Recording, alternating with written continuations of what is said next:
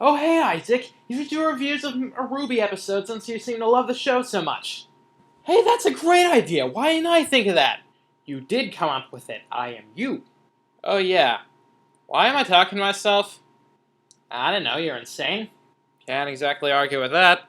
Yeah, that was when I still thought that this next episode was going to be a nice, lighthearted, normal RWBY episode. Then I saw the episode. Now, if I'm going to start trying to review episodes that are right in the middle of the season, just start out, I should probably do a bit of a recap of what was happening in the previous episodes, so that no one gets confused, since I know that most of my audience has never seen this show, probably.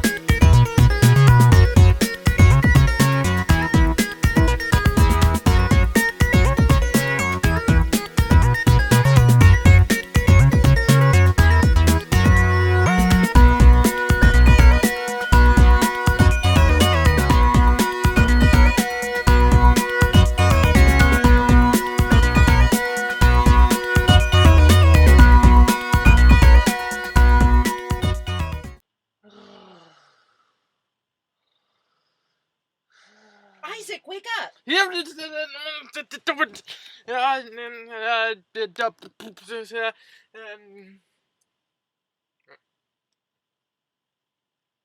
Mom? Yeah? How did we get here? We went home while you were sleeping. Where's my hat? It disappeared. Seems legit. Okay, everybody got that from the text? Okay, I guess we can continue on from here now. Okay. As you would know, if you would have read the text that I spent a lot of time putting up for you, you would know that the last episode ended on a pretty huge cliffhanger. I'm sure that because of such a huge cliffhanger, we would probably have it resolved in the next episode immediately, right? Right? Oh wait, no. Actually, this is a flashback episode. Why not? You know, what makes this even better is that the episode actually premiered after a couple weeks break from the series. So they had a lot of time to wait for that cliffhanger to be resolved, but then they decided, nope, flashback!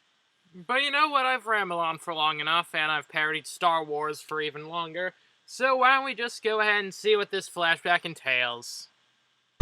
This episode turns out to be a villain origin story. Kinda. It's not really an origin story since, you know, the villains are already doing their stuff, the thieves are thieving, and the other people are doing whatever they do, but it's more like when they met, but unless, of course, it's kind of confusing. You want them to hear you.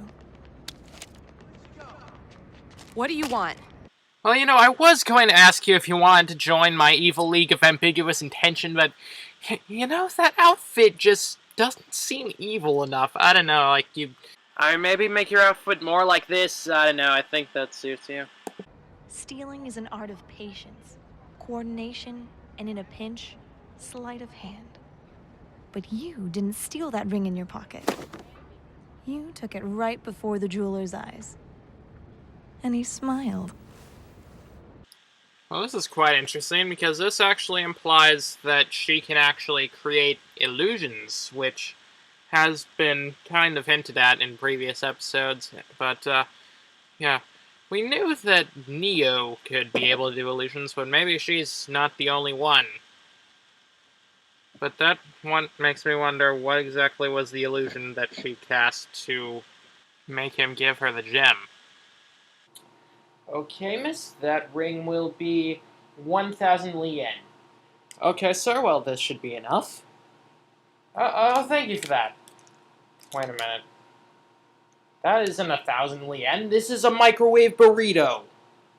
So now we're done with Emerald, so now we're talking to Mercury, who appears to be covered in rose What are you petals. looking at? Isaac, I'm pretty sure it's supposed to be blood. Rose petals! Okay, then you're the boss. I'm looking for Marcus Black. There you go. That's the assassin?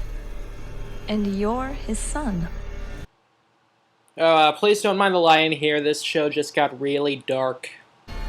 Seriously, they I saw were your really fight going from for the a tree creepy line. atmosphere for this episode, taught you and well. they really Yes, did so. very well.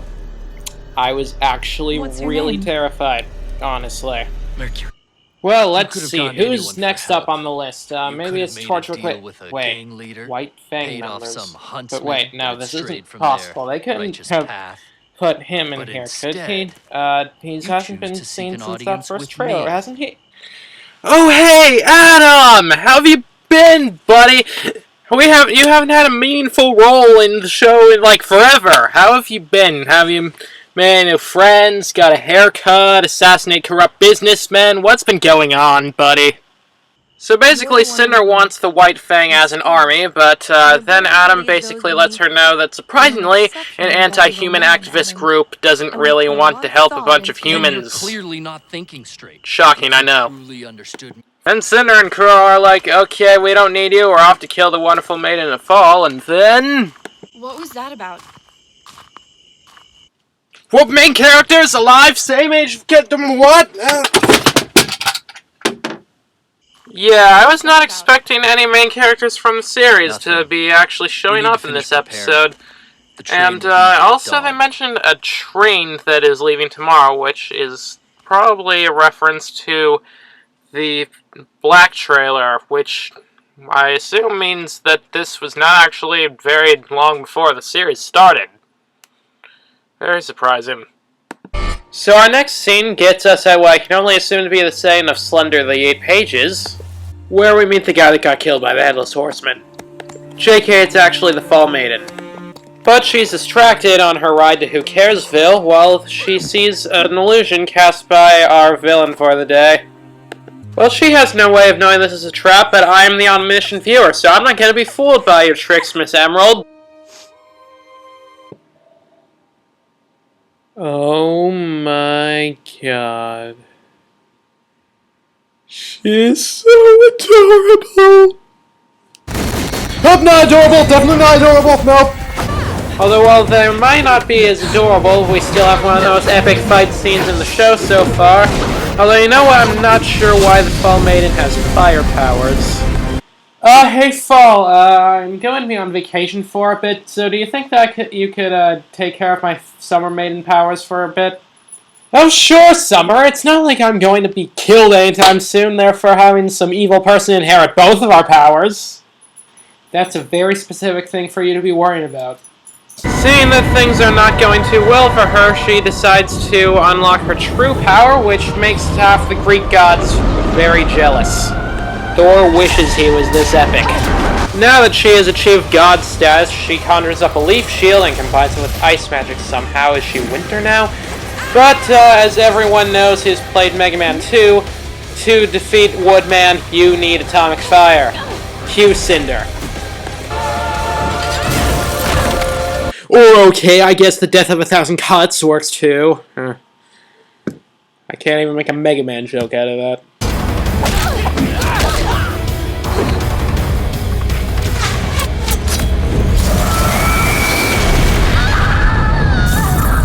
The girl on fire strikes again. No, seriously. Her motif is fire magic. She actually is a girl on fire. But Amber's not quite done yet. She's got a second win. Cinder, what are you going to do now?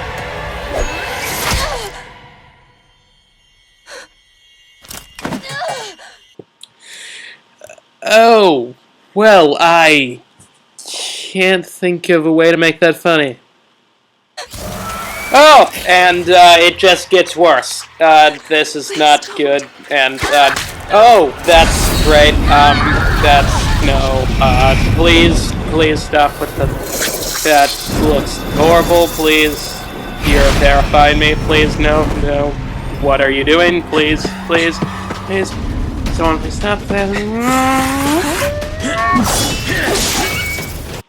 Oh, good! Drunk bird uncle's here. That's great. These are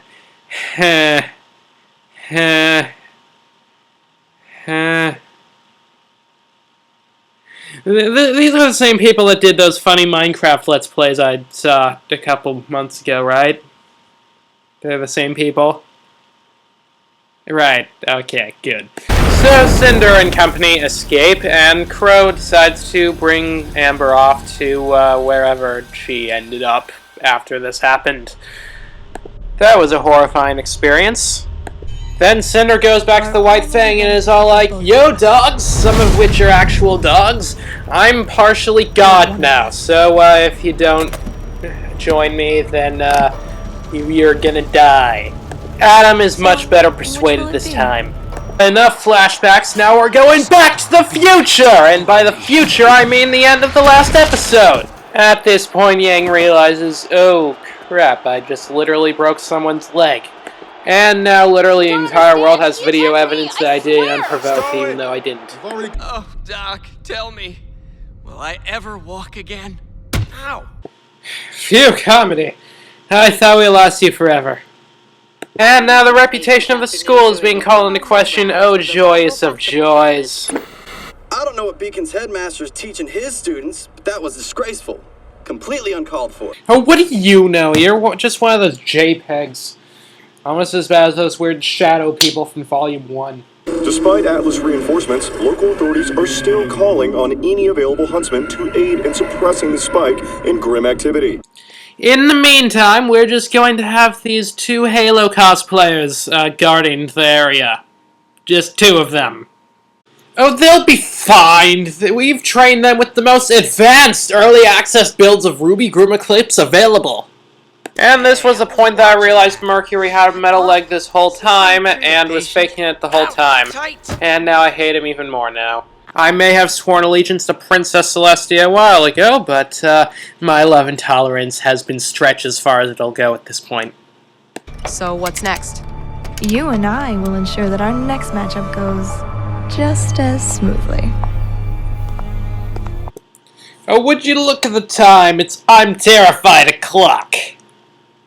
So yeah, this episode was a doozy. This was definitely not what I was expecting after like the 2-week break or however long it actually was since they stopped doing these. But it was definitely not unwelcome. It was terrifying, but it was very well made and very entertaining. I can tell at this point that the show is going to go into a darker direction. And I cannot wait for the next episode. Wait, the next episode's already out already. What do you mean it's April 29th? Man, I've been working on this longer than I thought I was. Well, see you in the next episode then. So Cinder wants Adam to join her thing for the army, but then she realizes that I completely messed up this line and I'm gonna restart this now.